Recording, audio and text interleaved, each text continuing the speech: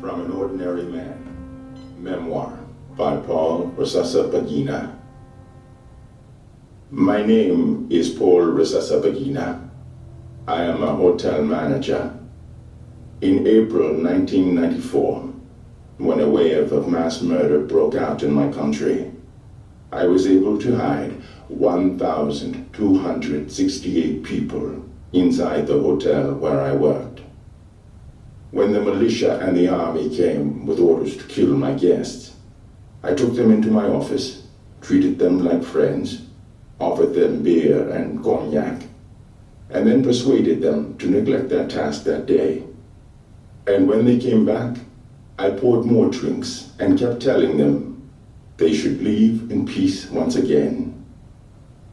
It went on like this for 76 days. I was not particularly eloquent in these conversations. They were no different from the words I would have used in saner times to order a shipment of pillowcases, for example, or tell the shuttle van driver to pick up a guest at the airport. I still don't understand why those men in the militias didn't just put a bullet in my head and execute every last person in the rooms upstairs. But they didn't. None of the refugees in my hotel were killed. Nobody was beaten. Nobody was taken away and made to disappear. People were being hacked to death with machetes all over Rwanda. But that 5-story building became a refuge for anyone who could make it to our doors. The hotel could offer only an illusion of safety. But for whatever reason, the illusion prevailed, and I survived to tell the story, along with those I sheltered. There was nothing particularly heroic about it. My only pride in the matter is that I stayed at my post and continued to do my job as manager when all other aspects of decent life vanished. I kept the Hotel Mille Collines open even as the nation descended into chaos, and 800,000 people were butchered by their friends, neighbors, and countrymen. It happened because of racial hatred. Most of the people hiding in my hotel were Tutsis, descendants of what had once been the ruling class of Rwanda. The people who wanted to kill them were mostly Hutus, who were traditionally farmers. The usual stereotype is that Tutsis are tall and thin with delicate noses, and Hutus are short and stocky with wider noses. But most people in Rwanda fit neither description. This divide is mostly artificial, a leftover from history. But people take it very seriously, and the two groups have been living uneasily alongside each other for more than 500 years. You might say the divide also lives inside me. I am the son of a Hutu farmer and his Tutsi wife. My family cared not the least bit about this when I was growing up. But since bloodlines are passed through the father in Rwanda, I am technically a Hutu. I married a Tutsi woman whom I love with a fierce passion, and we had a child of mixed descent together. This type of blended family is typical in Rwanda, even with our long history of racial prejudice. Very often, we can't tell each other apart just by looking at one another. But the difference between Hutu and Tutsi means everything in Rwanda. In the late spring and early summer of 1994, it meant the difference between life and death. Between April 6th, when the plane of President Juvenal Habyarimana was shot down with a missile, and July 4th, when the Tutsi rebel army captured the capital of Kigali, approximately 800,000 Rwandans were slaughtered. This is a number that cannot be grasped with a rational mind. It is like trying all at once to understand that the earth is surrounded by billions of balls of gas, just like our sun across a vast blackness. You cannot understand the magnitude. Just try. 800,000 lives snuffed out in 100 days. That's 8,000 lives a day, more than 5 lives per minute. Each one of those lives was like a little world in itself. Some person who laughed and cried and ate and thought and felt and hurt, just like any other person, just like you and me. A mother's child, everyone irreplaceable. And the way they died, I can't bear to think about it for long.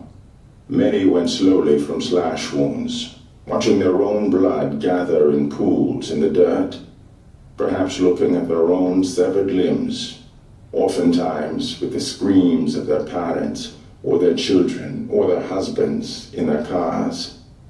Their bodies were cast aside like garbage, left to rot in the sun, shoveled into mass graves with bulldozers when it was all over. It was not the largest genocide in the history of the world, but it was the fastest and most efficient. At the end, the best you can say is that my hotel saved about 4 hours worth of people. Take 4 hours away from 100 days, and you have an idea of just how little I was able to accomplish against the grand design. What did I have to work with? I had a 5-story building. I had a cooler full of drinks.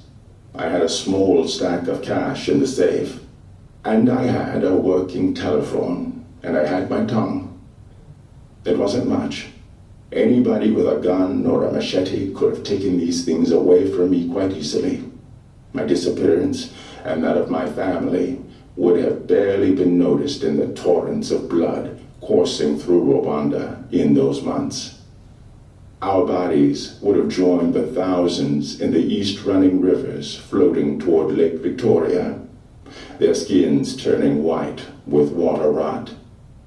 I wonder today what exactly it was that allowed me to stop the killing clock for 4 hours.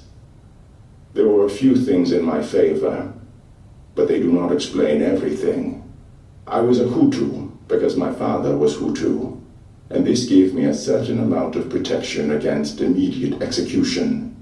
But it was not only Tutsis who were slaughtered in the genocide. It was also the thousands of moderate Hutus who were suspected of sympathizing with or even helping the Tutsi cockroaches. I was certainly one of these cockroach lovers. Under the standards of mad extremism at work then, I was a prime candidate for a beheading. Another surface advantage, I had control of a luxury hotel, which was one of the few places during the genocide that had the image of being protected by soldiers. But the important word in that sentence is image. In the opening days of the slaughter, the United Nations had left 4 unarmed soldiers staying at the hotel as guests. This was a symbolic gesture. I was also able to bargain for the service of 5 Kigali policemen. But I knew these men were like a wall of tissue paper standing between us and a flash flood. Yet another of my advantages was a very strange one. I knew many of the architects of the genocide and had been friendly with them. It was, in a way, part of my job. I was the general manager of a hotel called the Diplomat. But I was eventually asked to take charge of a sister property, the nearby Hotel Mille Collines, where most of the events described in this book took place. The Mille Collines was the place in Kigali where the power classes of Rwanda came to meet Western businessmen and dignitaries. Before the killing started, I had shared drinks with most of these men, served them complimentary plates of lobster, lit their cigarettes. I knew the names of their wives and their children. I had stored up a large bank of favors. I cashed them all in, and then borrowed heavily during the genocide. My pre-existing friendship with General Augustin Bizimungu, in particular, helped save the Mille Collines from being raided many times over. But alliances always shift, particularly in the chaos of war. And and I knew my supply of liquor and favors would run dry in some crucial quarters. Before the 100 days were over, a squad of soldiers was dispatched to kill me. I survived only after a desperate half hour during which I called in even more favors. All these things helped me during the genocide, but they don't explain everything. Let me tell you what I think was the most important thing of all. I will never forget walking out of my house the first day of the killings. There were people in the streets who I had known for 7 years, neighbors of mine who had come over to our place for our regular Sunday cookouts. These people were wearing military uniforms that had been handed out by the militia. They were holding machetes and were trying to get inside the houses of those they knew to be Tutsi, those who had Tutsi relatives or those who refused to go along with the murders. There was one man in particular whom I will call Peter, though that is not his real name. He was a truck driver, about 30 years old with a young wife. The best word I can use to describe him is an American word: cool. Peter was just a cool guy, so nice to children, very gentle, kind of a kidder, but never mean with his humor. I saw him that morning wearing a military uniform and holding a machete dripping in blood. Watching this happen in my own neighborhood was like looking up at a blue summer sky and seeing it suddenly turning to purple. The entire world had gone mad around me. What had caused this to happen? Very simple. Words. The parents of these people had been told over and over again that they were uglier and stupider than the Tutsis. They were told they would never be as physically attractive or as capable of running the affairs of the country. It was a poisonous stream of rhetoric designed to reinforce the power of the elite. When the Hutus came to power, they spoke evil words of their own, fanning the old resentments, exciting the hysterical dark places in the heart. The words put out by radio station announcers were a major cause of the violence. There were explicit exhortations for ordinary citizens to break into the homes of their neighbors and kill them where they stood. Those commands that weren't direct were phrased in code language that everybody understood. Cut the tall trees, clean your neighborhood, do your duty. The names and addresses of targets were read over the air. If a person was able to run away, his position and direction of travel were broadcast, and the crowd followed the chase over the radio like a sports event. The avalanche of words celebrating racial supremacy and encouraging people to do their duty created an alternate reality in Rwanda for those 3 months. It was an atmosphere where the insane was made to seem normal, and disagreement with the mob was fatal. Rwanda was a failure on so many levels. It started as a failure of the European colonists who exploited trivial differences for the sake of a divide and rule strategy. It was a failure of Africa to get beyond its ethnic divisions and form true coalition governments. It was a failure of Western democracies to step in and avert the catastrophe when abundant evidence was available. It was a failure of the United States for not calling a genocide by its right name. It was a failure of the United Nations to live up to its commitments as a peacemaking body. All of these come down to a failure of words. And this is what I want to tell you. Words are the most effective weapons of death in man's arsenal, but they can also be powerful tools of life. They may be the only ones. Today I am convinced that the only thing that saved those 1,268 people in my hotel was words. Not the liquor, not money, not the UN. Just ordinary words directed against the darkness. They are so important. I used words in many ways during the genocide to plead, intimidate, coax, cajole, and negotiate. I was slippery and evasive when I needed to be.